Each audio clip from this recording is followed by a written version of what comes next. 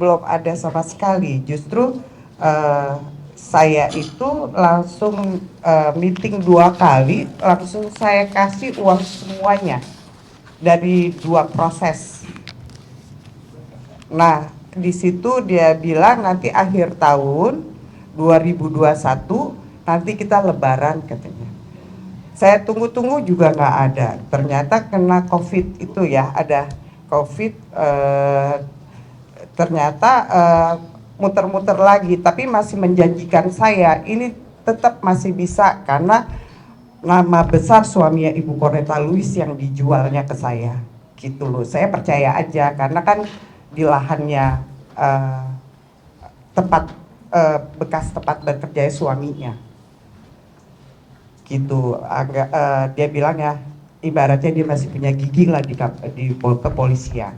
Bu, alasannya dia ingin benefit berapa? Saya misalnya 100%, saya 60, dia 40. Gitu. Bu, mungkin terakhir, langkah apa kita ketika ingin bertemu, tidak ketemu, langkah apa yang akan dilakukan?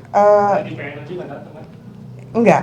Jadi pas lagi saya juga menagih itu dan meminta itu, alasannya nanti saya malu dengan Ibu Maya, dia bilang gitu. Ngomongnya hanya itu aja terus. Semuanya pada ngomong saya malu sama Bu Jen, dia bilang gitu kan. Kalau Bu Vita ngomong, kalau Bu Corneta bilang saya malu sama Bu Maya, malu hanya itu bayarannya ke saya. Saya kan minta uang tabungan saya yang saya pakai untuk saya puterin gitu loh. Terus langkah selanjutnya apa yang akan diambil? Ya akhirnya saya melangkah hukum karena tidak ada itikat baik buat dari mereka gitu loh. Bu Maya, apakah yang bersangkutan sempat mengenali suami? Iya, kita sempat makan bareng sama suami ya. Ada obrolan apa? Hanya waktu itu kan bukan puasa ya, hanya obrolan-obrolan biasa aja. Tidak terkait soal usaha yang Nggak ada. Itu. Tapi lawyer saya sudah sebelum masuk sidang ya Pak, tolong dijelasin. Baik, mungkin seperti tadi menambahkan pertanyaan daripada teman kita tadi, sampai dalam langkah pengadilan berjalan, kami masih membuka diri, membuka pintu untuk menerima etiket baik daripada pihak daripada tergugat 1 dan tergugat 2. Dan dalam hal ini juga pengadilan masih memungkinkan sebelum sampai masuk ke dalam ranah ke vonis atau putusan, para pihak masih dapat untuk menempuh upaya damai.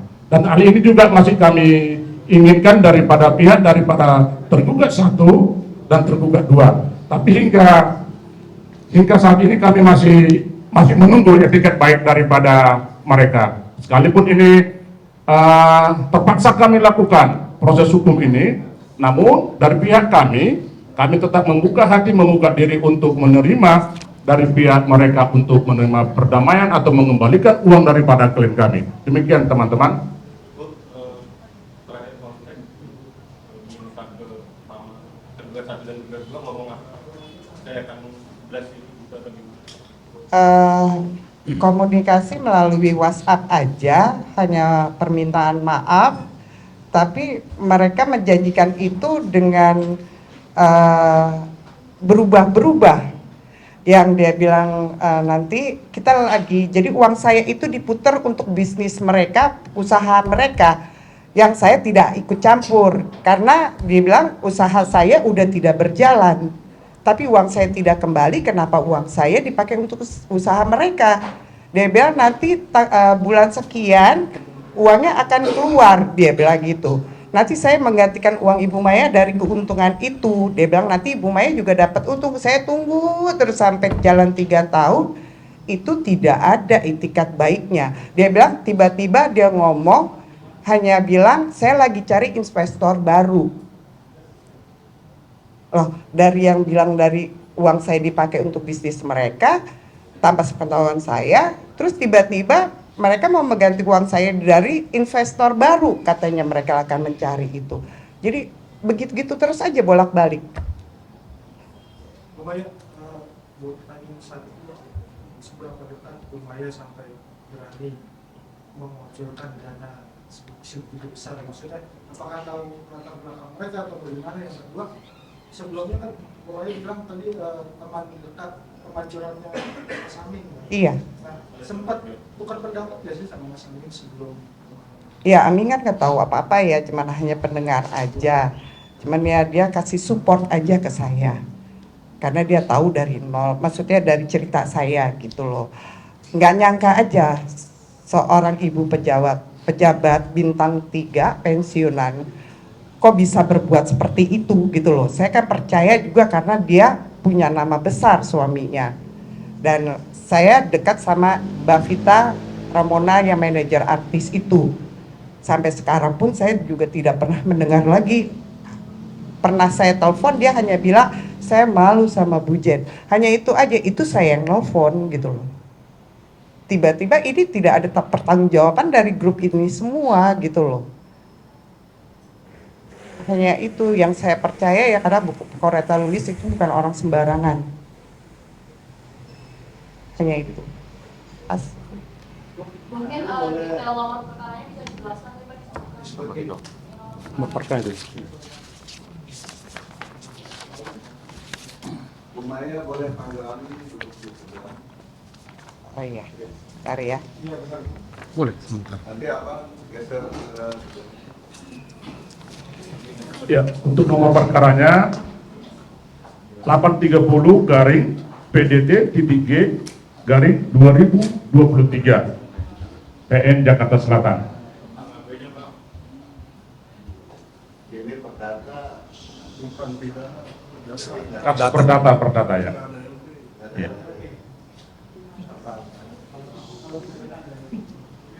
Ya lanjut Bang. Udah. Masih ada yang mau tanya? Nanti sidang akan dilanjutkan tahun depan. Bukan.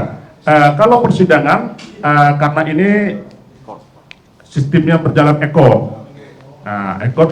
Ini masih dalam rangka jawab menjawab.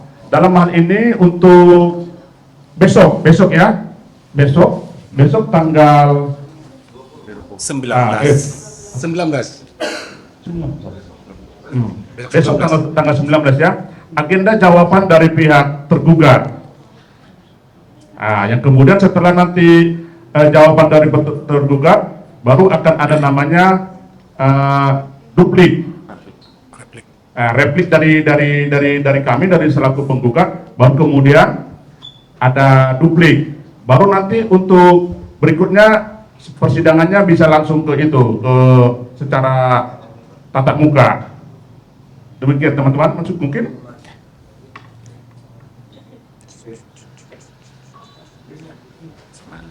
Amin, gimana Amin melihat sahabatnya sedang mengalami cobaan? Ini Bang. Oh ya. Assalamualaikum warahmatullahi wabarakatuh. Selamat sore semuanya.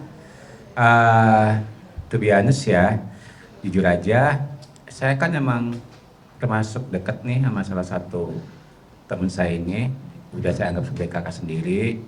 Sama-sama natifnya Sunda juga kan, sering main ke rumahnya juga segala macem. Tapi jujur dalam hal ini saya nggak punya kapasitas apa-apa untuk semacam intervensi, cari tahu lebih jauh, karena itu bukan kapasitas saya, itu satu. Kedua, pas jujur ya, saya tuh mau main ke rumahnya, pulang dari syuting, pulang ke rumahnya, main udah sama enggak, sini dong. Pas sampai rumahnya tiba-tiba loh, kok nggak ada, kamar sebelah, tiba-tiba loh apaan nih gitu kan.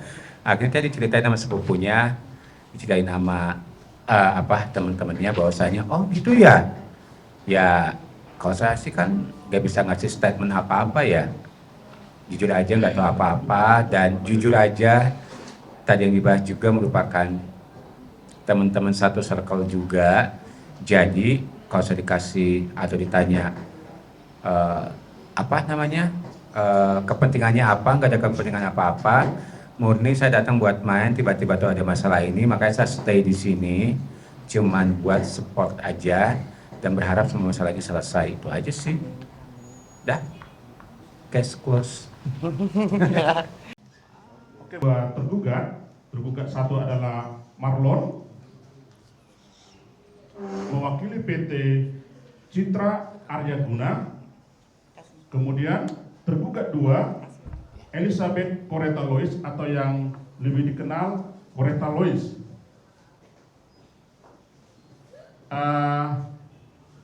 Dalam gugatan kami meminta agar para tergugat tersebut dihukum untuk melakukan pembayaran daripada uang klien kami. Baru kemudian teman-teman, kami juga dalam hal ini meminta supaya para tergugat tersebut melakukan pembayaran kerugian imaterial yang telah dialami oleh klien kami.